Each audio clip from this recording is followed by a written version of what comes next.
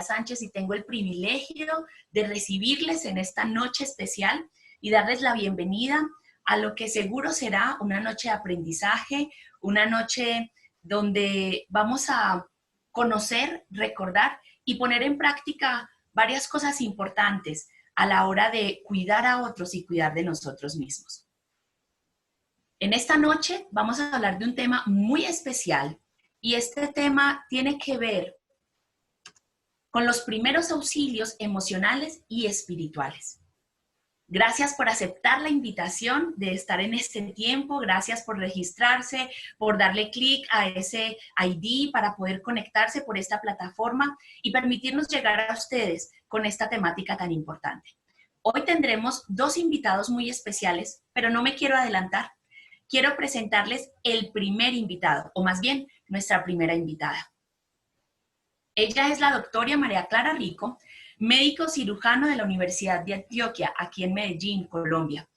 En su vida laboral se ha desempeñado en el campo de la salud mental como médica general, asistente en psiquiatría por los últimos 7 años. Se desempeña igualmente como formadora de liderazgo de jóvenes profesionales y docente de la Academia de Liderazgo de los Centros de Formación y Liderazgo, CENFOR.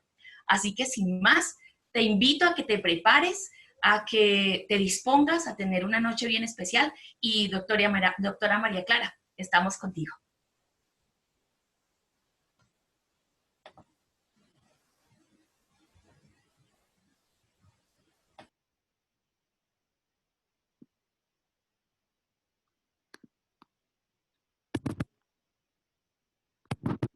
Por acá me parecía que no podía activar mi micrófono, pero parece que ya. Bueno, buenas noches a todos. Creo que esta invitación ha sido de mucho privilegio para todos los que tenemos la oportunidad de conectarnos. Es ver que estamos interesados en que este tiempo sea aprovechado de la mejor manera. Ya llevamos un buen tiempo en esta cuarentena y ver que hay tantas personas conectadas nos da cuenta de algo, y es que estamos interesados en que después de este tiempo ninguno de nosotros sea el mismo. Y creo que este tema que tengo la oportunidad de compartirles esta noche definitivamente es un tema bien importante, bien especial. Sé que contamos en medio de nosotros con personas que conocen estos temas, que lo manejan en lo básico de su quehacer diario, como son psicólogos, como son médicos que seguramente, al igual que yo, como les estaba contando Eva, trabajan en la parte de salud mental. Y quiero empezar contándoles en ese sentido que de manera particular, pues no es un tema que yo, digamos, esté manejando en mi día a día, ¿cierto? Yo trabajo, como les contaba Eva, en salud mental, ya en un espacio posterior a esto, ¿cierto? Es como aquellas, digamos, personas que trabajan en primeros auxilios, haciendo la analogía con lo médico, que trabajan fuera de las instituciones de salud, fuera de los hospitales, digamos, en las calles, ¿cierto? En los accidentes, en todo este tipo de cosas, o en las llamadas que las personas hacen desde casa cuando necesitan una ayuda. Yo trabajo ya adentro de una institución, pero creo que revisar este tema es darnos cuenta de la importancia, ¿cierto? Y sobre todo algo que vamos a mirar ahorita, y es que no es solamente para la persona que trabaja en salud mental. Creo que el hecho de que tantos de nosotros hayamos estado interesados en esto es porque sabemos que podemos hacer algo al respecto. Verían pues que empiezan los problemas aquí divertidos del computador. Entonces, para que empecemos, quisiera ponerlos un poquito en contexto, y es que no siempre se ha hablado como tal de crisis, ¿cierto? Hubo un momento en el que de pronto la primera persona a inicios del siglo XX que habló de las alteraciones o perturbaciones emocionales que nosotros podemos tener fue Freud. El doctor Luis Guillermo nos hablaba hace 8 días un poquito al respecto de él, cómo definía la salud mental como esa capacidad de amar y trabajar. Y él fue el primero empezó a hablar como de alteraciones emocionales, sobre todo en la infancia, personas que habían sido expuestas a ciertos eventos. Pero fue este hombre, Eric Lindemann, quien luego de haber hecho un estudio de uno de los peores incendios que azotó a Boston, en un club en la ciudad de Boston, donde murieron aproximadamente 500 personas, él quiso hacer un estudio de qué pasaba con aquellos que habían sido expuestos a eventos definitivamente que fácilmente todos llamamos traumáticos. Y él llegó a esta conclusión, que ante incidentes críticos muchas personas empleando recursos internos pueden superar los acontecimientos sin ninguna secuela. Pero algunos que no experimentaban el ciclo completo del proceso del duelo, como de elaborar ese afrontamiento de la circunstancia, llegaban a desarrollar esos síntomas psicopatológicos como tal. Psicopatológicos quiere decir que tiene que ver con la esfera psicológica, con la esfera emocional, y patológicos se refiere al hecho de que hay enfermedad como tal. Entonces él empezó a hacer este trabajo y con otros colegas, como lo fue uno de los psiquiatras más importantes, Kaplan, que trabajó en toda esa parte de psiquiatría comunitaria y preventiva, empezaron a estudiar las fases de la crisis y cómo afectaban a las distintas personas, sobre todo para cómo intervenir en ellas. Y llegaron a una conclusión importante acerca como de una definición, y esto es como con la que nos vamos a quedar en esta noche, y es que entender qué es lo que vamos a auxiliar, ¿cierto? Y auxiliamos una crisis, y crisis está definido como el estado, y lo pongo ahí subrayado, temporal, de un trastorno de desorganización, que es importante entender que sea temporal. Nadie vive en crisis. La crisis es un momento, es un espacio determinado de tiempo, es probable que la gente tenga muchas crisis, pero ya cuando hay unos estados distintos, como de constante malestar, podemos estar hablando ya de pronto de enfermedad. Pero a la hora de entender esta parte de los primeros auxilios emocionales o psicológicos, vamos a entenderlo en este contexto de que es un estado temporal de trastorno y de desorganización. ¿Por qué se caracteriza? Hay una incapacidad para manejar situaciones particulares utilizando los métodos que esa persona ya había usado siempre para enfrentar sus problemas. Y además, miren esta parte tan importante, tienen el potencial de obtener un resultado radicalmente positivo o radicalmente negativo. Creo que hubo algo que nos explicaba el doctor Luis Guillermo hace 8 días que es un enfoque muy especial y creo que muy acertado de la salud mental. ¿Se acuerdan que él hablaba de que podemos enfocar la salud mental desde lo negativo, que es la enfermedad, o desde lo positivo, que es la capacidad, el desarrollo de capacidades? Y es por eso que actualmente creo que todos en algún momento hemos llegado a decir que ante la crisis podemos verla o como un peligro o como una oportunidad. Una oportunidad de qué? Una oportunidad de crecimiento, de encontrar nuevas habilidades, desarrollar nuevos talentos. Creo que en muchas historias de vida las personas han llegado a decir, bendita crisis que, ¿cierto? Siquiera pasé por esa situación que me llevó a entender que era capaz de algo, que me llevó a enfrentar mis miedos, que me llevó a poder conocer al amor de mi vida. Tantas situaciones que podrían verse desde este aspecto. Pero también lo en ese sentido lo radicalmente negativo, y la realidad es que una crisis que no es intervenida de la manera adecuada puede llegar a producir daño, y en ese sentido, hablando de salud mental y emocional, a producir trauma, a producir secuelas y darle origen a lo que es como tal la enfermedad. Entonces miren qué importante que tengamos en mente esto a la hora de que veamos a alguien que está en crisis, está en un estado temporal, no se va a quedar por siempre así. A veces entramos de pronto en temor de lo que puede pasar con una persona cuando la vemos tan descompuesta, tan trastornada, con conductas muy desorganizadas, que no sabe ni siquiera lo que está pasando, ¿cierto? Hay eventos que son emocionalmente muy impactantes y las personas pueden entrar realmente en un shock. Luis Guillermo también nos hablaba de algo muy importante, y es que definitivamente aún no sabemos cuáles van a ser las secuelas en salud mental de este coronavirus. Pero en el 2007, la IASC, que es un organismo permanente que hace como la alianza entre los diferentes organismos que hacen ayudas humanitarias, sacaron estas guías para la salud mental, el apoyo psicosocial en emergencias humanitarias y las catástrofes, ¿cierto? Haciendo estudios y dándose cuenta cómo podían los países prepararse cuando tuvieran emergencias y desastres. Y llegaron a estas conclusiones acerca de los efectos sobre la salud mental. Entonces, hablan en primer lugar de los problemas preexistentes. Y es que una emergencia, una catástrofe, una pandemia, como lo estamos viviendo en este momento, va a tener un efecto sobre los problemas preexistentes en salud mental, como son los trastornos mentales graves, los trastornos depresivos severos, la esquizofrenia, el trastorno afectivo bipolar. Hace una pregunta constante que me han hecho en este tiempo, María. Hay mucho trabajo en este momento, la gente se está descompensando por esta situación y es cierto. Otras situaciones son esta parte del abuso de alcohol y sustancias psicoactivas, ¿cierto?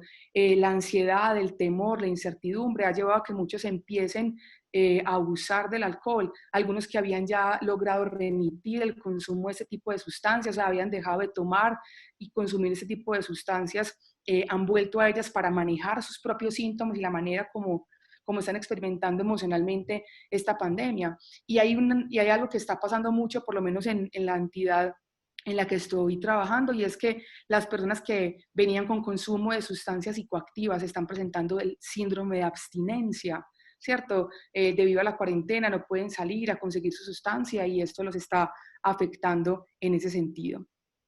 Pero algo también claro, y es que va a haber problemas que están suscitados principalmente por la catástrofe, no sobre aquellos que ya tenían un problema en su salud mental previo, sino que simplemente por la catástrofe vienen duelos, vienen alteraciones emocionales, ¿cierto? Si hablamos de desastres como incendios, como inundaciones, como terremotos, esas personas que pierden a sus familiares pueden llegar a experimentar síntomas depresivos, síntomas ansiosos, y como les decía, si no hay un buen manejo de ese tipo de alteraciones, pueden llegar a desarrollar también trastornos de estrés postraumático. Pero también hay otra parte que viene en toda situación de emergencia colectiva como la que estamos viviendo, y son los problemas inducidos por la asistencia humanitaria. Es la ansiedad que desarrolla la gente por la falta de los recursos. Y yo creo que todos lo vimos al inicio, cuando definitivamente encontrar un tapabocas, un alcohol glicerinado, un gel antibacterial era definitivamente supremamente difícil. Había una alarma tan grande que nos fuéramos a quedar sin recursos, y todo esto es normal que lo produzca una situación como la que estamos viviendo. Pero hace 8 días también evaluamos algo, y es que todo el mundo reacciona distinto frente a estas circunstancias, y vemos que hay gente que siguen estando muy incrédulas frente a lo que está pasando. Hay personas que se han quedado con la teoría de la conspiración, de que el coronavirus es algo que está haciendo es control poblacional a través del miedo.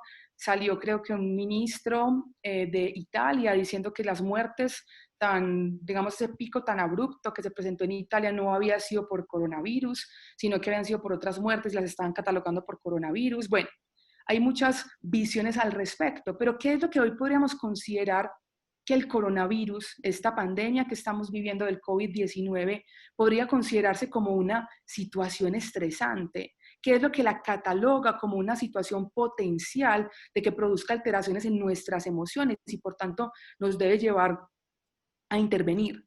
Lo primero es que creo que todos lo hemos visto, y es que es una situación novedosa, ¿cierto? De los muchos coronavirus que existen en la naturaleza, porque creo que cuando todos empezamos a escuchar, hablo pues como para el personal que no es médico y no maneja estos temas, simplemente se dijo que es una nueva especie de coronavirus, y de estos ya 7 han afectado al ser humano, o sea, han pasado a producir enfermedades en el ser humano. Y de esos 7, 4 ya son endémicos. ¿Qué quiere decir que sean endémicos? Que vivimos con ellos continuamente, y son los que producen por ahí gripas, ¿cierto? Resfriados comunes, pero ya hacen parte como de la convivencia. Y creo que ha sido una frase que he escuchado mucho en este tiempo, y es: vamos a tener que aprender a vivir con el coronavirus, pero este es uno distinto. Que si salió del murciélago, que si lo crearon en un laboratorio, la cosa es que es distinto y no se conoce mucho de él. Por eso también lo hace que sea impredecible, ¿cierto? ha sido difícil establecer bien su comportamiento, ¿cierto? Toda la comunidad científica se ha volcado a estudiarlo y se han visto muchas situaciones donde hasta ha habido contrariedad en las definiciones, ¿cierto? La OMS ha tenido que sacar informes para decir, este tratamiento no funciona, no es cierto que este tratamiento no se pueda usar, todavía no hay un tratamiento definido, todavía no hay una vacuna. En los países se ha comportado de manera distinta, esto lo hace impredecible. Otra de las cosas que contribuye a que el coronavirus sea una situación estresante o potencialmente creadora de crisis individual y colectiva es que definitivamente es amenazador. Amenazador de la parte física, desde la parte mental, como lo estamos viendo en este momento, desde la parte social y desde la parte económica. Creo que todos los ámbitos de nuestra sociedad se han visto afectados. Nos damos cuenta que a nivel político se ha aprovechado mucho de esta circunstancia donde todo el mundo está mirando hacia el coronavirus para que se vayan aprobando otro tipo de leyes e intentando hacer otro tipo de cosas. Es una amenaza en muchos de los sentidos. Pero lo último que se podría decir para que una condición sea estresante es que produzca la sensación de no tener el control. Y creo que eso es algo común para todos. Desde el personal de salud que se está enfrentando, a los pacientes constantemente, hasta aquellas personas que ya llevan casi 3 meses en esta situación de confinamiento como tal, ¿cierto? Y lo vimos como lo hablábamos ahorita en el desabastecimiento de los recursos, en el temor profundo a ser afectado por esta enfermedad. Les contaba hace 8 días en esos espacios de grupo pequeño que pudimos tener que yo no trabajo principalmente con pacientes pues que vayan a tener estos síntomas o por lo menos con intervenciones directamente con personas que tengan síntomas respiratorios, pero hubo un momento en que llegué a pensar, bueno, yo me puedo contagiar, bueno, mis papás están en cuarentena, no en el mismo lugar que yo, eso va a ser muy bueno, pero ¿qué pasa si yo me enfermo? ¿Y qué pasa si me da una neumonía grave? ¿Y si estoy sola? ¿Y qué tal si muero asfixiada? Y recordé que era un pensamiento ansioso que yo tenía, que me parece lo peor de la existencia, uno morirse ahogado. O sea que esta sensación, independientemente de lo muy expuesto como al pie del cañón o completamente escondido, es una sensación, es una situación, perdón, que produce pérdida de la sensación de tener el control y emocionalmente es una de las cosas que más impacta la estabilidad del ser humano. Entonces, respecto del coronavirus, ¿qué vamos a tener que evidenciar? Va a ser algo muy importante y es el temor a enfermarse, ¿cierto? Pero no solamente el temor a enfermarse, también vamos a enfrentar con situaciones de la gente que tiene el temor a ser estigmatizado. Recuerdo que hace por ahí un mes un compañero de la clínica escribió en el chat, compañeros, para que todos estén tranquilos, la prueba del COVID salió negativa. Porque realmente hay un estigma frente a quien ya tuvo la enfermedad y entonces ahora se va a reintegrar, por así decirlo, a su trabajo o a estar de nuevo con las personas con las que está en este proceso de cuarentena y de confinamiento. ¿Cierto? Está toda esta parte de la afección económica y laboral, la pérdida de empleo, la reducción de los salarios que tristemente se está dando, las licencias no remuneradas, que muchas empresas han tenido que tomar esas decisiones a pesar de que se ha dicho desde el gobierno que ese tipo de medidas son ilegales. Todo lo que ha implicado tener los niños en casa tanto tiempo, ¿cierto? La salud mental como también de los niños se ha ido afectando. No es fácil estudiar a través de estas plataformas. Para nosotros hasta concentrarnos algunos ya momentos se vuelve imposible sostener la atención sobre estas circunstancias. Entonces va a ser muy importante entender, ya para entrar un poco más en materia, que los primeros auxilios psicológicos son un método de ayuda que está enfocado en auxiliar a aquellos que podrían potencialmente ser víctimas de un evento, de un suceso traumático. Y el objetivo es ayudarlos a afrontar esta situación, minimizando los riesgos que puedan tener tanto físicos, psicológicos, mentales como tal. Miren qué importante lo que dice ahí, durante o después del suceso, que es lo que hablamos hace 8 días. Todavía no sabemos cuáles van a ser las secuelas como tal que van a dejar. Pero es muy importante tener en mente que estos primeros auxilios psicológicos o emocionales se van a presentar o los vamos a aplicar es frente a aquellas personas que han agotado todos sus recursos, los que normalmente usan para afrontar una situación adversa, una situación novedosa, una situación emocionalmente impactante. ¿Qué nos dice esto? No todo el mundo que sea expuesto a una situación estresante va a requerir una intervención. Pero otra parte también es fundamental entenderla. No todo el mundo va a querer recibir esta ayuda. Va a haber personas que van a estar alteradas, van a estar experimentando cambios emocionales profundos, pero no van a querer recibir ayuda. Y eso de nuestra parte, como aquellos que queremos estar en el servicio de esto y ayudando a otros, vamos a tener también que respetar. Porque esto no puede ser algo de manera obligatoria, ¿cierto? Lo que queremos es ayudar a la persona, auxiliarla, pero hay algo claro y es que no podemos ayudar a quien no desea ser ayudado. Hay algo clave que vamos a poder identificar, es que una persona requiere de estos primeros auxilios, de esta primera ayuda, cuando ha perdido la funcionalidad.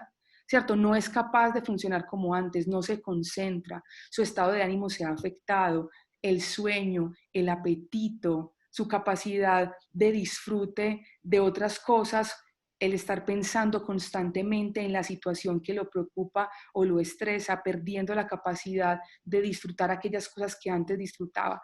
Todas este tipo de cosas que nos hablen de que la persona ya no está funcionando normalmente son como una bandera que nos dice ahí podríamos intervenir y estar pendientes de esto, porque no todo el mundo va a ser capaz de pedir esta ayuda. Estar enfermo físicamente no produce problema entre nosotros. El ser humano en ese sentido es bastante particular. No hay problema que tú tengas una enfermedad física, llámese la que se llame.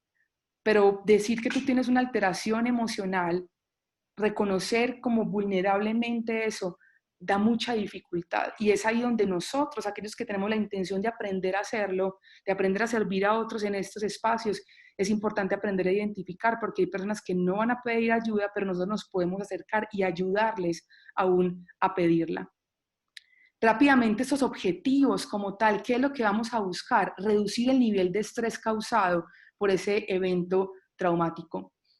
Hay que decir que el estrés no es malo, ¿cierto? Nos ayuda a prepararnos o para la huida o para la defensa frente a una circunstancia, nos estimula y nos dice algo peligroso, amenazante está sucediendo.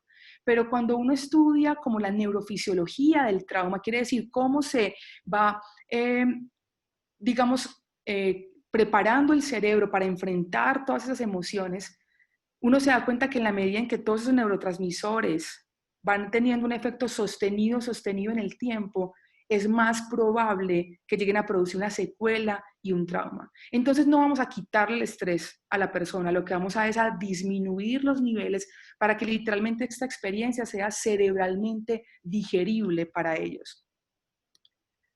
Otra cosa que es muy importante y creo que es una de las énfasis que se hacía hace 8 días es poder fomentar la adaptación a corto, mediano y largo plazo de la persona, que pueda reconocer los recursos con los que cuenta, las fortalezas que ha desarrollado, que haya un crecimiento en capacidades a través de una experiencia que es emocionalmente negativa.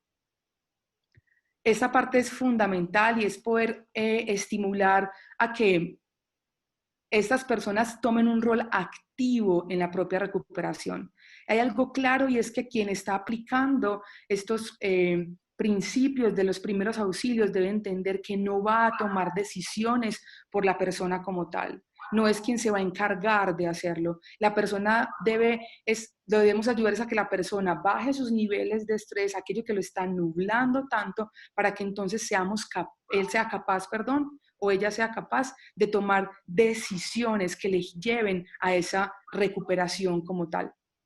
Y este punto también es fundamental y es conectar con la red de apoyo. Llámese amigos, llámese familia o llámese profesionales, dependiendo de lo que llegue la persona a necesitar.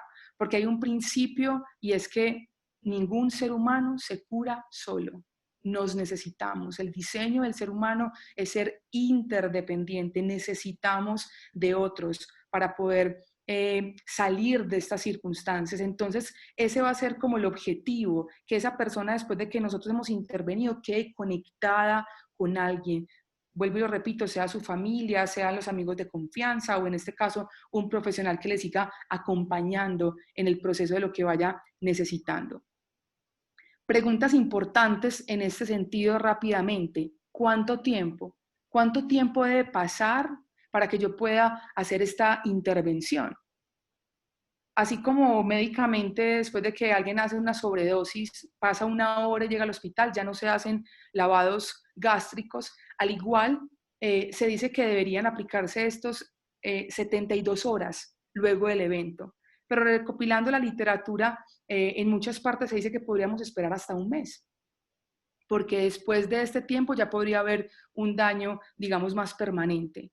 ¿Quién puede hacer practicar estos primeros auxilios? Cualquier persona que, como ustedes y yo que estamos acá, esté capacitada y entrenada para hacerlo. Psicólogos, psiquiatras, médicos, enfermeras, auxiliares, pero también policías, abogados, orientadores, líderes espirituales, etcétera, etcétera, etcétera. Esa es la parte importante, como que todos nos sintamos vinculados en ese sentido, donde lo ideal es que sea en el momento del evento. Eso quiere decir que no están en el contexto de un consultorio, eso se da en la casa, en el parque, en el hospital, en la iglesia, etcétera, donde haya ocurrido, donde la persona esté buscando la ayuda. Quiero que desarrollar el cómo los vamos a hacer, centrándome sobre todo en esta primera parte, y es en el contener y en la escucha activa. Esta parte de la contención es fundamental y miren la importancia de este aspecto de poder proporcionar apoyo, porque la persona lo que necesita en ese momento es sentirse escuchada y comprendida, no saber qué tiene que hacer.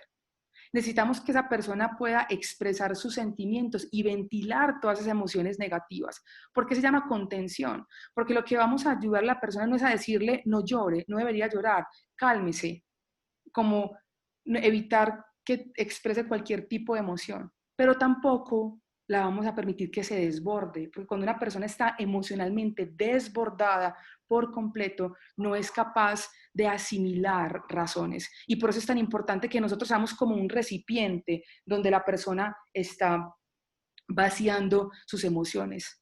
Paréntesis ahí importante es entonces que la persona que va a aplicar estos primeros auxilios mire también cómo está, porque va a recibir mucha información. Ven ahí el ideograma chino para la palabra escucha. Si se dan cuenta, dice en la parte superior izquierda, el oído. El oído es fundamental, pero no solamente oímos para poder escuchar. Habla ahí que también tienen que estar los ojos, qué importante mantener el contacto físico y contacto visual con la persona.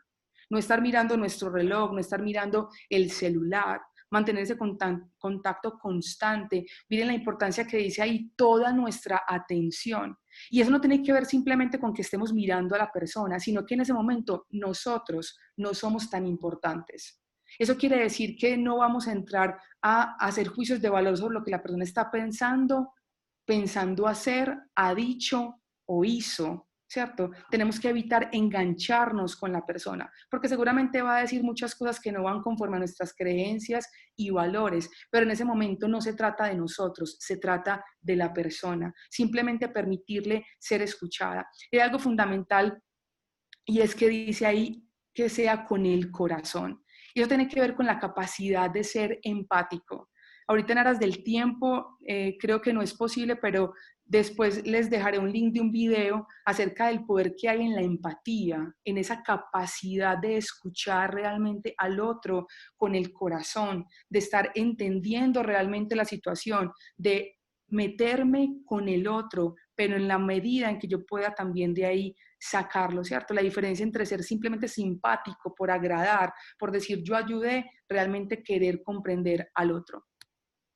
Miren estas preguntas que creo que son bastante, que nos pueden ayudar a la hora de acompañar a una persona en estos momentos de la escucha activa, ¿cierto? Más que preguntas son afirmaciones, son respuestas empáticas. Y es decirle, si te comprendo bien, lo que me estás diciendo es que, como haciendo ese resumen, parece que todo esto te ha afectado mucho.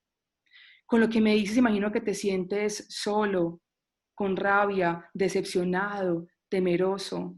Creo que es muy válido que te sientas así. Estas respuestas empáticas lo que están explicándole a la persona es que tú estás interesado en ella, que no te interesa dar una solución apresurada, porque seguramente nos podemos equivocar, y eso es algo clave en la empatía. No escucho para responder, escucho para comprender.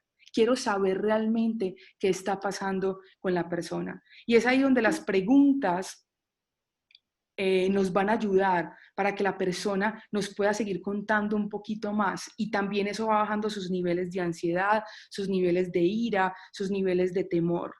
¿Qué es lo que más te preocupa de esta situación? ¿Qué es lo más difícil que estás teniendo que enfrentar en este momento? ¿Qué es lo que más te molesta? ¿Qué es lo que más te duele? ¿Con quién estás más enojado con todo esto que te está pasando? Vamos a permitir conocer mucho más la situación, mucho más a fondo, comprender la persona, realmente entender qué es lo que le molesta, le duele, su forma de ver las circunstancias, y eso nos va a dirigir mucho más a ayudarle a que pueda salir de todo ese abrume de emociones. En medio de la crisis, las personas van a poder estar muchas veces tan abrumadas que hay síntomas físicos que no van a poder controlar. Y una de las cosas que de pronto podemos aprender es enseñar a la gente a que se reentrene en esta parte de la ventilación, ¿cierto? Poder respirar. Y esa es una de las maneras, ¿cierto? Un ejercicio sencillo es enseñarle a la persona que se siente de manera tranquila, recta, y decirle: vas a inspirar y vas a contar hasta 4. 1, 2, 3, 4. Vas a exhalar y contar hasta 4. Exhala 1, 2, 3, 4. Y retenga sin respirar otros 4 tiempos. Y que aún en los momentos del día donde se sienta ansioso lo puede volver a aplicar. Hay otros ejercicios que se pueden hacer. Yo, por ejemplo, le digo a mis pacientes que consigan una bolsita de papel donde le venden a uno los buñuelos y se la pongan alrededor de la nariz y de la boca y respiren ahí. Eso hace que los niveles de estrés en el cerebro disminuyan y la persona sea mucho más capaz de entender lo que está viviendo. Es una técnica sencilla que la podemos nosotros practicar y enseñársela a la persona, y que la siga haciendo cada vez que tenga un momento, digamos, de picos de estrés, porque entendemos que si vemos lo que pasa con el coronavirus, es que no es una tragedia como un incendio, como un derrumbe, como una muerte violenta, ¿cierto? Que pasa el suceso y ya lo que queda es como el duelo y la recuperación, sino que todo el tiempo están pasando cosas nuevas, otros 15 días más de cuarentena, más tiempo de extensión de la emergencia sanitaria, todavía no hay vuelos, todavía no hay colegios, todavía mi sector no puede salir a trabajar. Entonces, es una manera de permitir a la persona que se ayude en esos momentos a mejorar sus niveles de estrés. Con esas preguntas que veíamos ahorita vamos a poder examinar realmente cuál es la dimensión del problema. Para la persona puede ser estar experimentando lo peor de la existencia, y nosotros no tenemos que hacer juicios de valor, simplemente darnos cuenta realmente qué es lo que la persona necesita. Le vamos a ayudar a ver cuáles son las necesidades inmediatas. Necesita un lugar donde dormir, o tal vez es comida, porque no hay comida en su casa, o tal vez lo que necesita es pagar el arriendo, o tal vez lo que necesita es poder pagar las noches que lleva su familiar en el hospital. Es ayudarle a identificar lo puntual hoy, dónde vas a dormir hoy. Ese tipo de cosas las podemos ayudar a dimensionar en ese momento. Lo vamos a asistir a que identifique cuáles son las prioridades, qué es lo más importante. No me tengo que preocupar todavía por el semestre de la universidad, que lo puedo pagar en 4 meses, porque me acabo de quedar sin trabajo. De eso todavía no nos vamos a ocupar, le vamos a ayudar a entender qué es lo prioritario. Y fundamental en este tiempo es que evaluemos el riesgo que hay de mortalidad. Hay personas que pueden estar tan abrumadas que una de las cosas que van a considerar en ese momento es tal vez agredir a alguien o agredirse a sí mismos. Hay personas que se ven tan abrumadas y por su condición son tan impulsivas que lo que van a llegar a pensar es inmediatamente en eso. Pero también identificar que no es lo mismo quererse morir a quererse matar. Por eso las preguntas son tan importantes, y un consejo: no les dé miedo preguntar acerca de la muerte. Así como preguntas dónde te duele y con quién estás más enojado, le vas a preguntar por qué te quieres morir, qué es lo que te hace llevar a esa decisión. ¿Qué te protege de no tomar esa decisión? Por ejemplo, conocemos qué factores son protectores o qué factores definitivamente son de riesgo. Puede que con esa persona no podamos terminar de aplicar los primeros auxilios, sino que tengamos que decidir llevarla en ese momento a un hospital, ¿cierto? Porque la encontramos es que se iba a tirar de un puente. No tenemos tiempo de hacer contención emocional, sino definitivamente llamar a alguien que nos ayude a llevarla en ese momento. Se hará en un momento posterior todos estos pasos. Preguntas que nos pueden ayudar en este aspecto. ¿Cuál crees que es el problema más importante para resolver primero? ¿Qué cosas te han ayudado en el pasado cuando has tenido que lidiar con un estrés similar? Porque muchas veces las personas dicen, a mí no me había dado tan duro esto como cuando se murió mi mamá, me ha dado más duro esta situación. Pero es enfocarle en qué recursos tiene, para que vaya recordando que tiene capacidades, que tiene recursos, que ha enfrentado, que se ha levantado, que esta crisis va a terminar, que es temporal, sobre todo cuando se están atravesando duelos como de personas que han perdido, ¿cierto? Familiares, es recordar que se puede atravesar el duelo, que se puede continuar. Miren qué importante esto, poder expresar, entiendo que estás completamente abrumado, pero identifiquemos 3 cosas en las que se puede de pronto poner el enfoque para que la persona entienda que, aunque no de todo, de algo tiene el control. Vamos a ayudarle a examinar esas posibles soluciones, cuáles son las alternativas de eso inmediato, pequeñas cosas que se puedan ir contribuyendo. Y algo aquí fundamental es que desalentemos. Nosotros no vamos a decirle a la persona qué tiene que hacer, pero sí desalentar la toma de grandes decisiones. Es algo que siempre le digo a mis pacientes. Cuando estés en crisis, no compre, no venda, no se case, no se separe, no empiece un trabajo, no renuncie, porque normalmente las decisiones importantes tomadas en momentos de crisis, cuando estamos tan nublados y hay literalmente alteraciones en nuestra capacidad de asociar, de entender y de racionalizar bien, normalmente se terminan equivocando. Va a haber otras decisiones que son muy difíciles para tomar para la persona, que son las adecuadas, pero necesitamos ayudarle a que vaya dando pasos hacia esa decisión. ¿Qué nos va a ayudar en este aspecto? Preguntarle cómo has tratado de resolver esta situación. Cuéntame ya qué has pensado hacer. Vamos viendo que la persona ya ha bajado sus emociones, está siendo capaz un poquito más de pensar, ¿cierto? ¿Qué te han sugerido otras personas cuando has vivido situaciones similares? Bueno, de todo esto que me contaste, ¿qué quisieras resolver primero? ¿En qué nos enfocamos? Ya estamos llevándole a la toma de acción, que es finalmente ese punto, toma de acciones concretas. Vamos a incentivar a que esa persona retome el control de lo que hasta ese momento puede. Y aquí es donde viene muy importante derivar las redes de apoyo. Lo que vamos a hacer es llevar a esa persona hasta la casa de sus papás. Lo que vamos a hacer es llevarla donde su mejor amigo porque se siente cómodo con esa persona. O lo que tenemos que hacer tal vez es llevarlo a un hospital o contactarlo y darle en los números de redes de apoyo, ¿cierto? Por ejemplo, cuando una persona tiene tanto temor porque cree que se expuso a haberse contaminado con el coronavirus, es poderle decir, tranquilo, mira, si aparecen estos síntomas, ese es el número de tu EPS, aquí es donde puedes llamar, 24 horas te van a estar recibiendo tu atención, ¿cierto? O aquellas personas que en este tiempo una de las situaciones que se ha disparado es, por ejemplo, la parte de violencia intrafamiliar. Me ha tocado mucho con mis pacientes, entonces llamar al 123 Mujer, por ejemplo, activar todas estas redes de apoyo. Y finalmente esto que es fundamental y es normalizar. No vamos a minimizar lo que la persona está viviendo, no vamos a darle falsas expectativas y decirle, no, tranquilo, esto es una gripita, esto no es tan importante, usted no se va a contagiar, nunca le va a pasar nada, no, tranquilo que todo el mundo consigue trabajo, reinvéntese. No, lo que vamos a decirle es, eres una persona normal pasando por una situación anormal. Y es normal que en este tiempo tengas preocupaciones, tengas pensamientos rumiativos, es decir, que vayas una y otra vez a los mismos pensamientos, se puede alterar tu sueño, se puede alterar tu apetito, es darle el entendimiento de que es normal por lo que está pasando, pero que una vez más eso va a pasar. Termino este tiempo con esta diapositiva que nos ayuda un poquito como a concretar. ¿Qué es lo más importante? Si hacemos un adecuado paso número 1, escuchando empáticamente y aprendiendo a contener las emociones de las personas, eso nos va a ayudar a que la misma persona sea capaz de identificar cuáles son sus prioridades en ese momento, cuáles son las necesidades reales y preocupaciones sobre las cuales nos podemos enfocar para ayudarle a que vea unas posibles soluciones, qué puede controlar y qué no, ¿cierto? Para llevarlo entonces a unas acciones concretas que traten realmente la crisis y no normalmente las conductas desorganizadas que la gente intenta hacer. Entonces me quedé sin trabajo, entonces voy a vender mañana la moto porque no voy a tener con qué comer.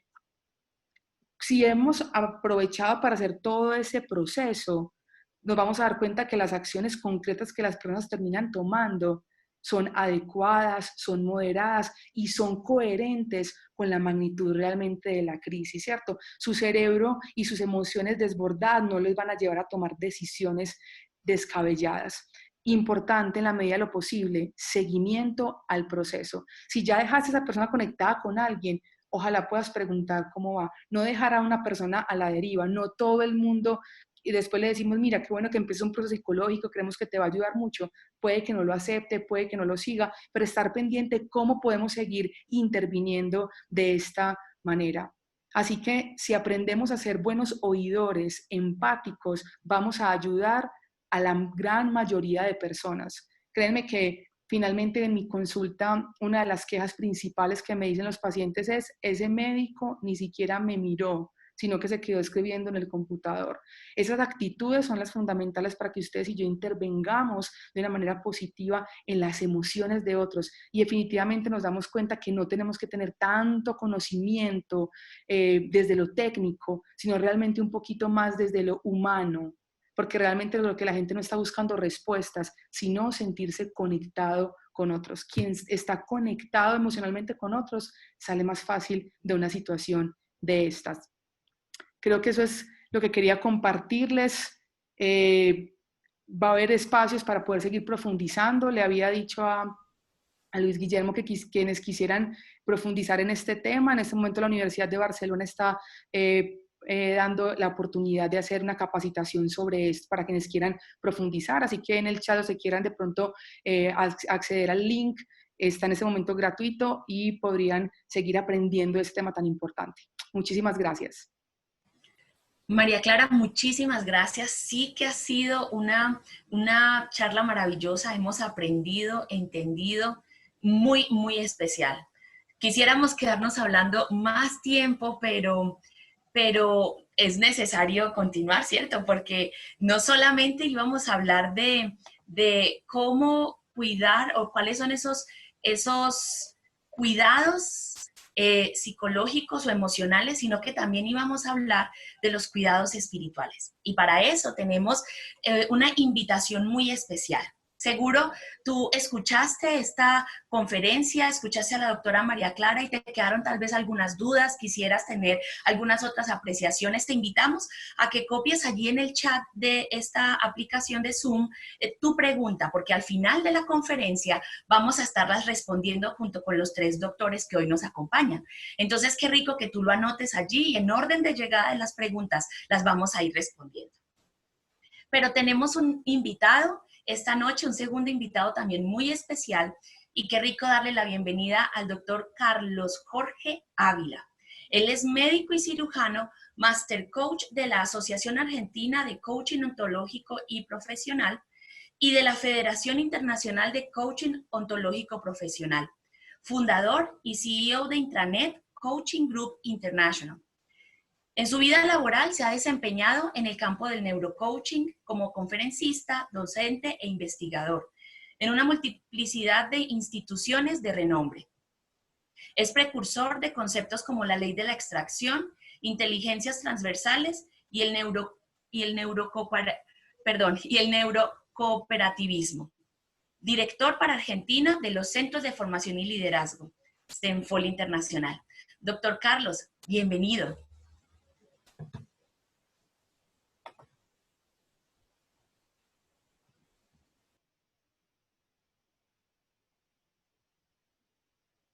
Gracias, muy amables.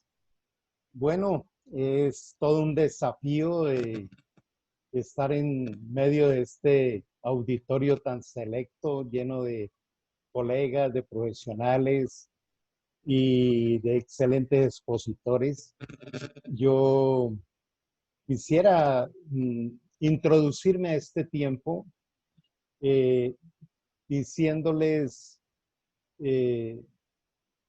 ¿por qué yo termino, después de 30 años de estar en el quirófano como cirujano, enfocado más en el cáncer ginecológico, termino estudiando psicología familiar y luego haciendo toda esta serie de especializaciones de neurociencias y psiconeuroeducación en Argentina? Pues no fue un apasionamiento de cambiar de especialidad, sino fue una necesidad en mi propia vida. Y yo creo que cuando uno puede de alguna manera compartir su testimonio de vida, tiene un poco más de autoridad para manejar el tema. Y quiero contarles un poco algo que he llamado los dos extraños. Y de alguna forma, esto en mayor o menor medida lo vive todo ser humano. Cuando yo estaba muy pequeño me decían, estudie para que sea alguien. Y o sea, el mensaje subliminal era, mientras no termine una carrera, usted no es nadie. Cuando yo tenía unos 14 años, yo era un niño muy tímido, supremamente tímido, depresivo, no entendía la vida, venía con algunas secuelas complejas en mi infancia y entonces me di cuenta de que yo era un extraño. Yo era diferente a los demás que podían hablar, podían establecer relaciones y así continué mi viaje hacia la adultez, donde un día me gradué y pues descubrí que tenía un don especial para la cirugía. Me posicioné rápidamente como, pero mi mundo interior continuaba creciendo y cabalgando en las depresiones y también me había aferrado al alcohol. Empecé a buscar ayuda y esta ayuda tocó todas las puertas y este tema de espiritualidad necesariamente tengo que hacer un alto comentándole que espiritualidad no es religión. La espiritualidad es un concepto que hay que estudiarlo, aprenderlo. Y cuando yo me di cuenta que el ser humano es tridimensional, tiene un espíritu, tiene un alma y tiene un cuerpo, comprendí que la verdadera salud es esa salud tridimensional, cuando la persona tiene una salud espiritual, psicológica y física. Y precisamente en algo que se llama la activación de la espiritualidad o el nuevo nacimiento fue lo que resolvió en mi vida casi 40 años de buscar salidas por todos los lados a mi depresión, angustia, confusión, y donde ustedes me comenten, allá estuve. Tuve 2 intentos de suicidio también, pero cuando comprendí lo que es la espiritualidad y la activación de esa área, yo fui sano de toda esta serie de conflictos que no había podido resolver. Yo tenía una timidez profunda, yo no podía hablar mucho delante de 2 o 3 o 4 personas. Y no lo digo para nada desde el ego, sino desde el reconocimiento a la intervención de Dios en mi vida. Y he podido viajar por muchos países dictando seminarios con auditorios de 6,000 personas, más de 100 programas de televisión en Argentina. Y todo esto yo lo llamo el milagro de vida. Yo lo llamo aprender a volar por encima del pantano. Y entonces cuando la depresión, la confusión, la baja autoestima, la timidez desaparecieron de mi vida, apareció el otro extraño. Era un extraño que yo no conocía. Era un formador de líderes, era un conferencista.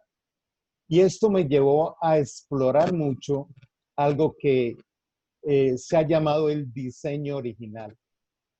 Cada uno de los seres humanos tenemos 3,000 millones de códigos genéticos en cada célula de nuestro cuerpo. Esto, el doctor Francis Collins, que fue el precursor del desarrollo del genoma humano, eh, cuando descubre estos códigos genéticos en cada célula, eh, salió gritando de su laboratorio: encontré a Dios, es imposible que alguien humano pueda poder desarrollar esto. Pero lo que a él lo conmovió más es entender que la expresión genética es única de cada ser humano. Nunca existió alguien, existe o existirá esa forma operativa de lo genético que traemos. Y cuando empiezo a meterme en todo este tema y aprendo que los genes que ya vienen programados para una serie de habilidades, de virtudes, etcétera, empiezan a ser contaminados de lo externo, se convierten en epigenes, genes dependientes de lo externo. Y precisamente este tipo de, de liberación a través del conocimiento y de conocer ese mundo interior es que hemos visto unas transformaciones impresionantes. Hace 20 años trabajo en esto y de ahí han salido algunos conceptos como la ley de la extracción. Al gen hay que extraerle lo que se contaminó, a las neuronas hay que extraer todo esto tóxico que entró allí, y eso es una verdadera forma de salud integral. De eso podría hablar muchísimo, pero quiero avanzar a hablar. Sí, es muy extraño combinar la espiritualidad con la salud, para nada. Si algo está bien claro y más demostrado hoy en día desde las neurociencias, es la gran importancia y el efecto de la espiritualidad en la salud de los seres humanos. De manera que quisiera comentar cómo por allá en los años 90 una asociación médica inglesa hizo una proclama hacia los médicos y el personal de la salud del mundo que decía: ¿en dónde está escrito que desde la ética del paciente, desde la ética de la medicina, desde la ética de la salud, el médico es el que tiene la potestad de decidir si involucra o no la fe del paciente en el tratamiento? ¿Qué le da autoridad al profesional de la salud para no hacerlo? Y si no lo hace desde una creencia agnóstica o atea, entonces está arrastrando al paciente a perderse de la oportunidad de desarrollar su fe y su espiritualidad. Y esto es algo que ha generado una serie de cambios en el pensamiento científico. Y entonces estaríamos introduciéndonos en un concepto muy especial que se llama adherencia terapéutica. Y es un concepto tal vez no muy conocido. Hay un estudio especial de la Pontificia Universidad Bolivariana de Medellín donde habla de adherencia terapéutica en pacientes con diabetes tipo 2, con resultados muy especiales.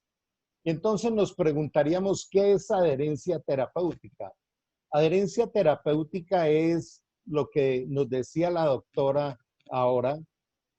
El médico, dentro de su acto profesional, ¿qué tanto está capacitado para construir empatía? El paciente definitivamente tiene un cambio de actitud muy fuerte hacia el resultado o el impacto de la propuesta terapéutica que le está haciendo la medicina. Esa convicción, esa apertura aún de comprender bien cuál es su patología, depende de ese acto ético del médico de enteramente preocuparse por el paciente. Yo soy un médico que vengo de la medicina antigua. Y cuando en Colombia empieza a fluir, recibir unos golpes grandísimos en mi amor por la medicina. Cuando yo atendía a un paciente, sabía que le podía dedicar el tiempo que yo quisiera, le podía formular lo que quisiera, podía programarle una cirugía sin tener que estar pidiendo permiso. Y aparte de eso, conocía a toda la familia. Cuando yo salía, entonces le decía a doña Teresa, ¿cómo está? Que es de Pedrito, de Julián, etcétera. Hoy en día una enfermera grita ficha número 14 y a uno le dan 15 minutos para atender ese paciente con unos límites a veces perversos, y perdone si estoy siendo franco, pero en nuestra realidad, donde aquellos que administran la salud, a mí me ha tocado, por ejemplo, un general retirado que era el director de un hospital y ellos determinaban qué se podía formular o qué no. Me tocó a mí una vez un administrador de empresas que por política estaba al frente de una EPS decirme que yo era un médico que no le servía porque formulaba costoso, operaba mucho y me dijo la señora que lleva 20 años con la vejiga descolgada y usted ¿por qué la va a operar? Si ya lleva 20 años ya debe estar acostumbrada. Es decir, unos atrevimientos que me llevaron a mí a renunciar de la medicina después de 30 años. No fui capaz de entrar en un sistema que tiene gran perversidad. Entonces, independiente de esos sistemas, la pregunta en este momento es, ¿qué tanto hemos pensado los médicos en lo que sea ética? ¿Realmente me importa la ética? Hoy en día se habla de ética situacional. O sea, soy ético dependiendo de la situación, dependiendo de la EPS, dependiendo de mi cargo con una recomendación X o Y. Y peor cuando la ética está sujeta a lo legal. Es que la ley dice, no, la ley debiera sujetarse a la ética. La ética nunca ha cambiado. De manera que como médicos, como paramédicos y pues los otros compañeros del campo de la psicología, qué bueno que tomemos una decisión propia, de decir, yo no voy a negociar mi ética. Y en esto pensemos que cuando ese paciente está atravesando la puerta de nuestro consultorio, él confía en que se está encontrando un médico ético, un paciente que no tiene la culpa de que el médico tenga una cara horrible porque la EPS no le ha pagado o porque tiene problemas en casa o porque financieramente no le va bien. Yo debo revisar sinceramente mi ética. Algunas veces en algunos seminarios he preguntado, ¿usted por qué hace lo que hace? Dice, pues de algo tenía que vivir. Fue el cargo que me resultó, fue que me nombraron, con lo difícil que está el conseguir puesto. Entonces, si esa es la mirada, miremos cómo en muchos la ética fue cambiada por la necesidad. ¿Qué tanta pasión tenemos realmente por servir desde amar nuestra profesión?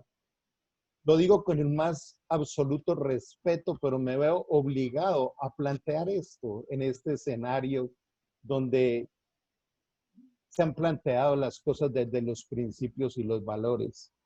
Entonces, la adherencia terapéutica es eso. Cuando yo tuve mi despertar espiritual, entendí el poder de la oración y hay que aprender a orar. Y entonces, y como les digo, esto no está juzgando ni descalificando la práctica religiosa que cada uno tenga, ¿no? La espiritualidad es otra cosa. Y yo empezaba a orar por mis pacientes y esto aún me llevó a que llegaran otras pacientes y yo le decía, ¿quién te remitió? Me dijo, no, es que mi vecina me contó que usted ora por la paciente antes de operarla y por eso vine donde usted. O sea, la espiritualidad te sirve hasta de marketing, le da confianza a la paciente. Y quiero en esta segunda parte hablar un poco de dónde se está uniendo poderosamente la espiritualidad y la salud y las neurociencias. Cuando yo fui sano de todos mis problemas y después al transmitir esto a otros veía que también eran sanos, me di cuenta de que mi medicina era muy pobre. ¿Por qué? Porque, bueno, tenía una buena capacidad para el bisturí y conocía algo de mis pacientes, pero nunca había tocado la esfera psicológica ni la espiritualidad de mis pacientes, con un profundo respeto, sin ser invasivo.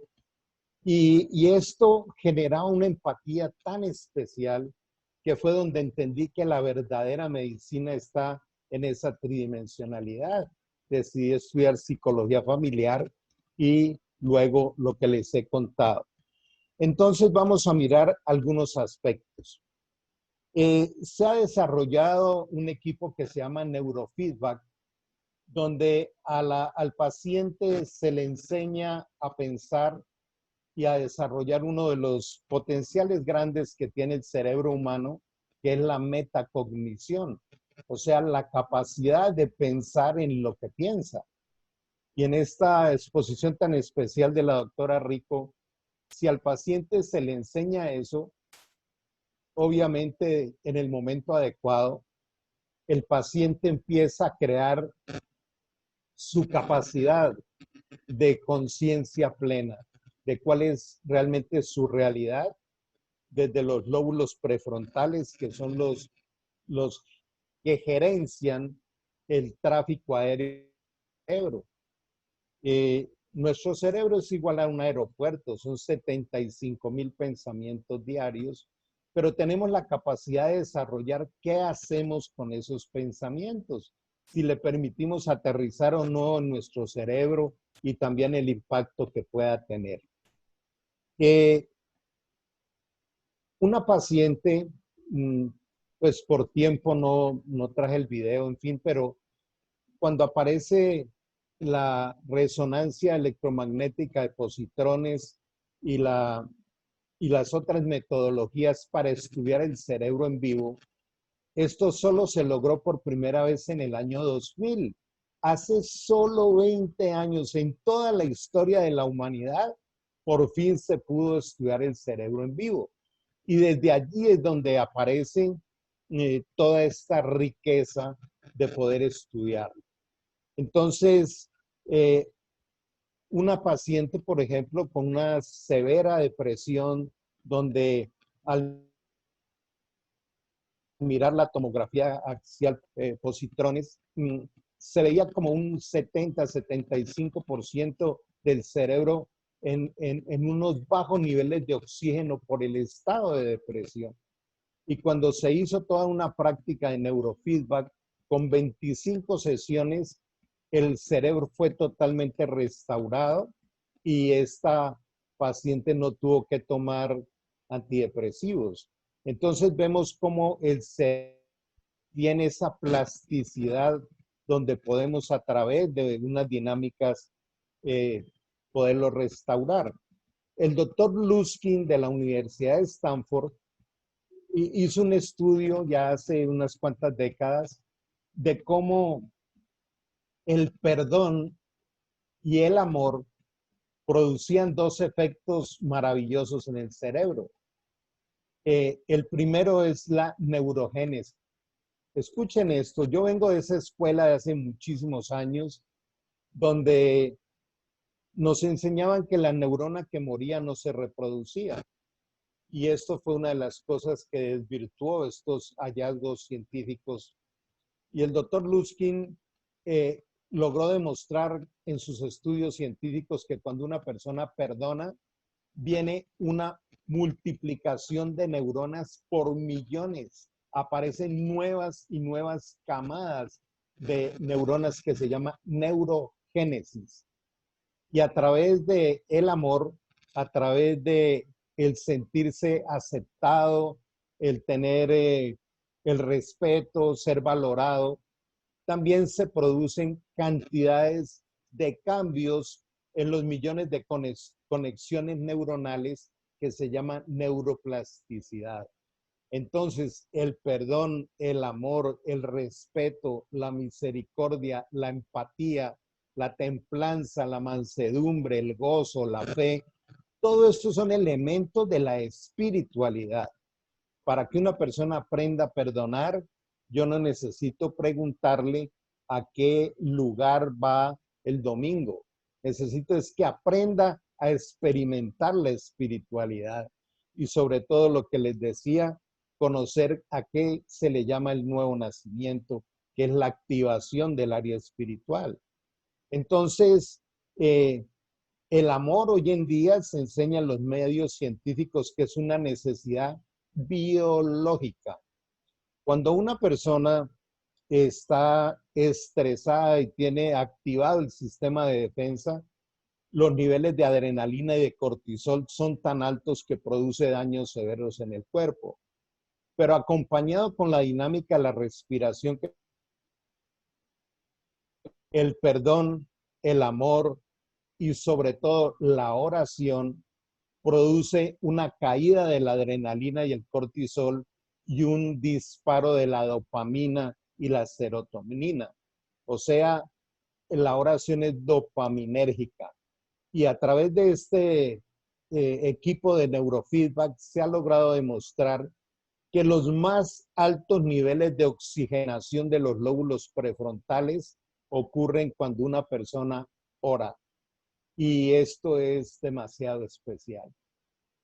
Yo le pregunto, ¿usted se imaginaría diciéndole a un paciente en un momento de estos críticos, ¿te gustaría que oráramos? O preguntarle cuál es tu fe, porque precisamente uno de los problemas graves en esos momentos es en quién confío. Perdí el control, no tengo más para dónde moverme. Y solo la pregunta, ¿desde qué lado manejas tu fe? Yo he visto que la gran mayoría de personas, me atrevería a decir que un 97% de las personas dicen yo creo en Dios. Y entonces otra vez viene la ética del profesional.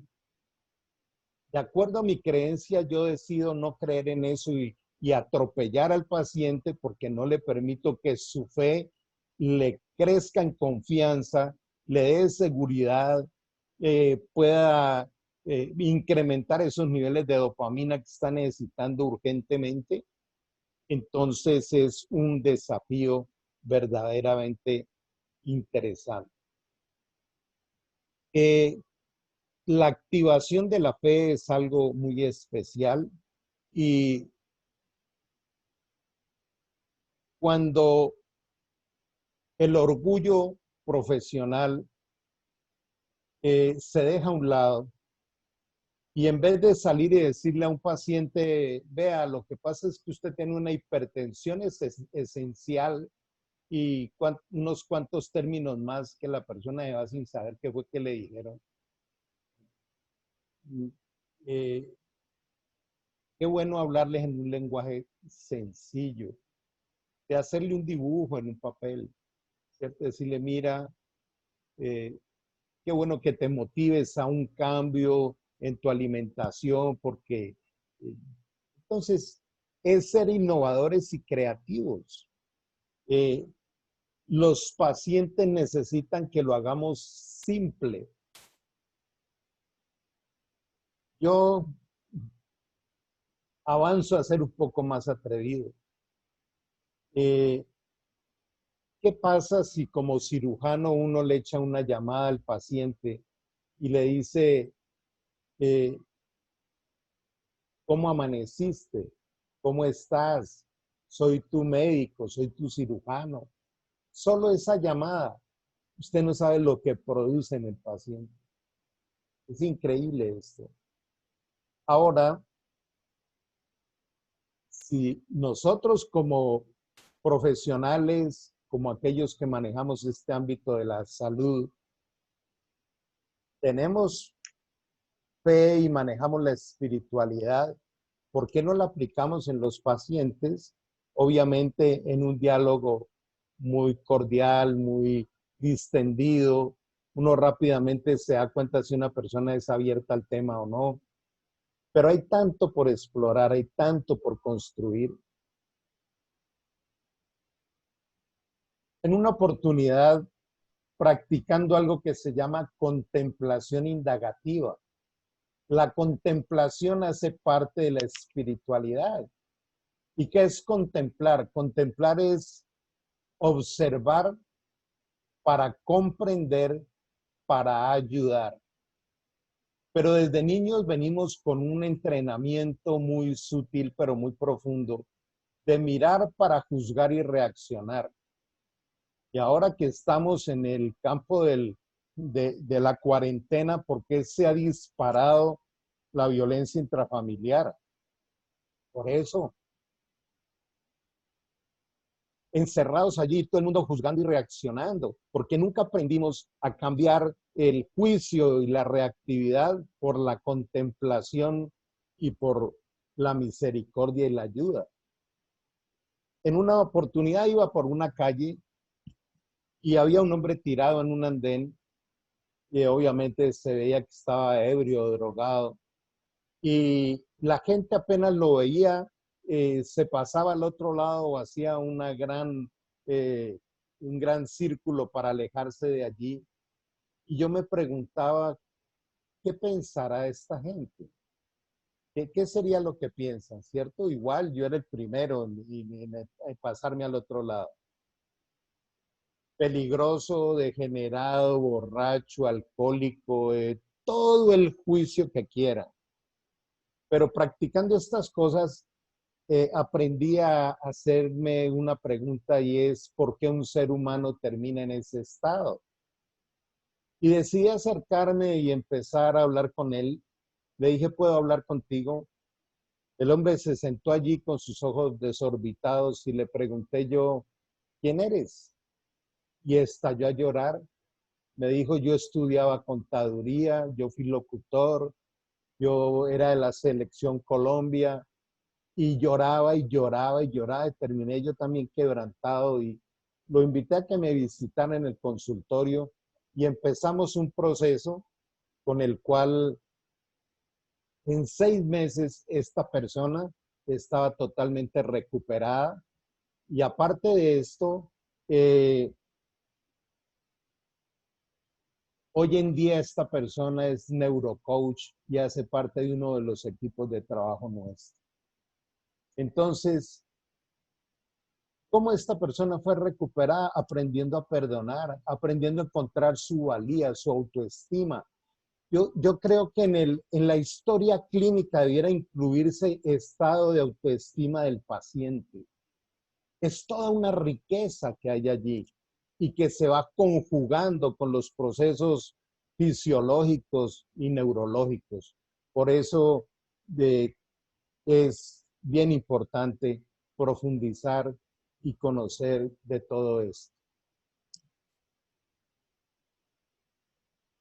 Quiero contarles que en una oportunidad, en esa crisis que yo vivía, mi esposa, que también es médica, pues nos habíamos separado por todos los problemas que yo tenía. Me llamó para contarme que le habían diagnosticado un cáncer de ovario a una de mis hijas de 7 años de edad. Y esa era mi especialidad. Yo me había hecho una formación en cirugía oncológica en el Cancerológico en Bogotá. Y para mí era lo peor que me habían podido decir. Traje a mi hija a Cali, a una de las clínicas especializadas de la ciudad, y se programó la cirugía. Y faltando 10 días para la cirugía, otra médica invita a mi esposa a un centro de desarrollo espiritual y le comparten que es el nuevo nacimiento. Mi esposa accede a experimentarlo y luego oran por mi hija y tiene una experiencia muy especial allí que la motivó al día siguiente a ir y repetirle todos los exámenes y ese gran tumor de su ovario derecho no estaba, había desaparecido. Alguien podrá decir, yo esa no se la creo, esa sí ya se la inventó.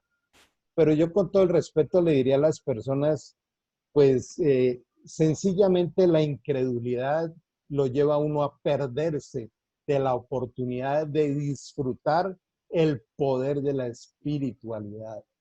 Y yo, aquella persona que hoy no sea muy abierto a este campo, le digo, date la oportunidad de experimentarlo.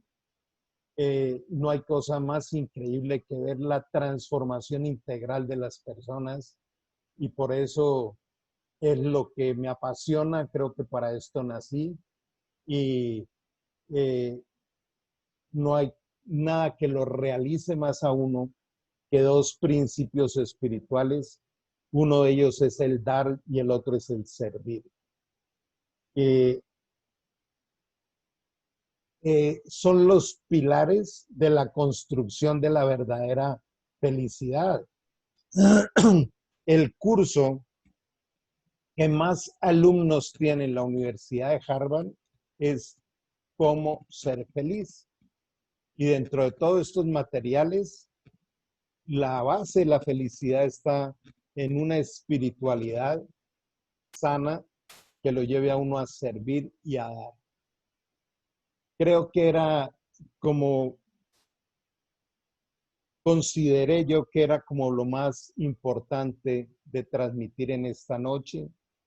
Espero que les motive a explorar, a, a preguntar. Estoy abierto a los que me quieran escribir o contactar.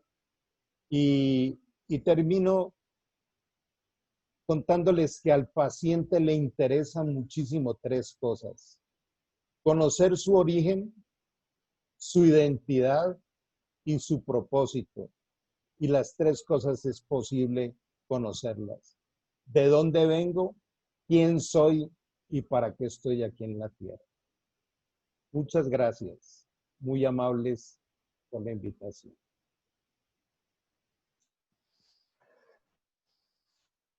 Carlos, muchas gracias. Gracias por compartirnos toda esta experiencia de vida. Creo que es muy enriquecedor para todos nosotros y que necesitamos también incluir este aspecto de la espiritualidad en nuestra atención. En este grupo de capacitación tenemos médicos, enfermeras, psicólogos, líderes espirituales, pastores de iglesias cristianas. Es un amplio grupo y bueno, la idea es, como lo hemos venido viendo durante esta formación, es que todos podemos aportar para desarrollar las capacidades de las personas para afrontar las situaciones difíciles y pues en este momento donde necesitamos afrontar con muchos recursos lo que estamos viviendo, creo que tu intervención ha sido muy, muy valiosa. Gracias también a María Clara por tu apoyo en este tiempo. Y a ver, yo miro el chat, no sé si hay alguna pregunta. Aquí hay unas preguntas del contacto del doctor Carlos Ávila y ahí él les ha dejado su correo electrónico donde lo pueden contactar. No hemos visto ninguna pregunta. Yo creo que entonces todo estuvo suficientemente claro.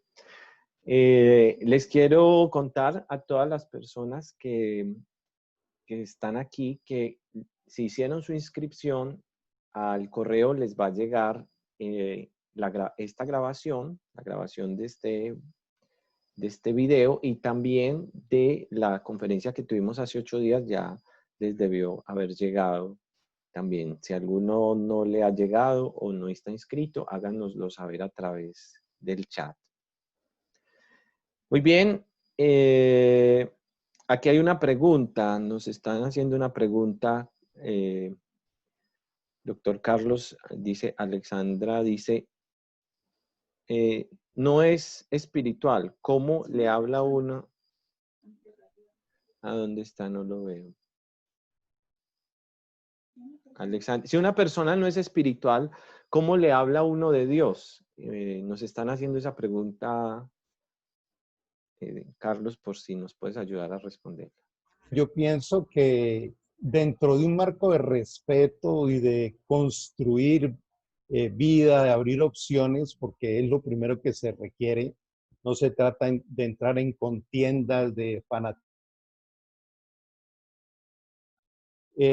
Yo creo que la mejor forma de enfocarnos a la espiritualidad es revisando esos tres aspectos: origen, identidad y propósito.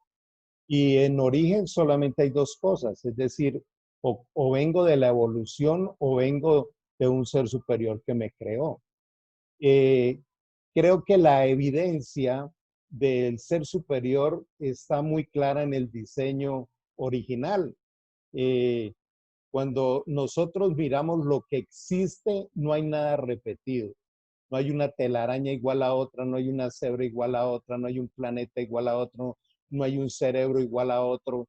Y esto no pudo haber salido de una explosión, lo primero. Lo segundo, a una teoría como es la evolución no se le puede aplicar el método científico, mientras que a los principios espirituales sí se le puede aplicar. Toda persona que perdona y ama se le multiplican neuronas en Japón, en el Polo Norte o en Sudamérica, y eso se llama método científico.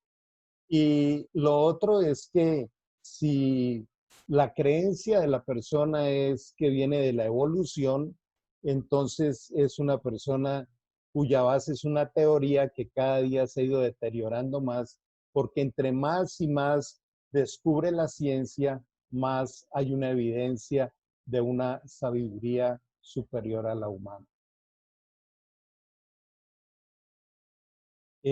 Agregaría esto. Sí. He compartido, como les digo, en un marco de respeto, y a muchos amigos les he dicho, eh, ¿por qué no desafías a Dios? Dile: Dios, si de verdad existes, haz algo para que yo tenga una experiencia contigo, para que yo pueda realmente tener una mirada diferente. A Dios no se le puede desafiar desde la arrogancia, desde la soberbia. Pero si uno se abre a eso, créame que la experiencia la va a tener. Bueno, creo que es como lo que pudiera compartir un poco. Gracias, Carlos. También hay otra pregunta que dice que cuando una persona está enferma físicamente y también tiene en su corazón rencores o no ha perdonado a otros, ¿esto puede incidir en su enfermedad? No solo puede incidir, sino que puede ser la causa. Porque cuando una persona tiene rencores, resentimientos y odios, el cerebro quiere que esto se resuelva. El cerebro no cerrar un ciclo que se abre, y entonces va a ser un estado de adrenalina y cortisol crónico que empieza a dañarle el corazón, el estómago, en fin, todas las otras cosas que quieras. Le altera todos los neurotransmisores cerebrales, de manera que definitivamente sí. Bueno, muchas gracias. Gracias por estar con nosotros en este tiempo. Ahora nosotros pasamos a invitarlos. Dentro de 8 días vamos a estar viendo esta charla acerca de cómo acompañar en el duelo. El duelo viene después de una pérdida y no solamente de pérdidas de vidas. Yo creo que en este tiempo estamos viviendo una gran cantidad de pérdidas que tienen que ver desde pérdidas de relaciones, pérdidas de empleo, pérdidas económicas y pérdidas también de vidas alrededor de toda esta pandemia. Entonces, la idea de esta charla es darnos herramientas de cómo podemos acompañar a aquellas personas que han tenido algún tipo de pérdida desde lo que hacemos como profesionales de la salud, como líderes espirituales, cómo podemos acompañar a estas personas en estas situaciones difíciles. Queremos darles gracias. Sabemos que en esta época hay una gran cantidad de ofertas de charlas y de conexiones en línea. Entonces, qué bueno que nos acompañaron hoy. Esperamos haber sido de bendición para ustedes. Todas las preguntas que tengan las podemos escribir y dentro de 8 días pues también tendremos un espacio para poderlas responder. Gracias a todos por estar aquí con nosotros y a sus correos les va a llegar el link de del próximo espacio. Que estén muy bien, hasta luego. Gracias por acompañarnos.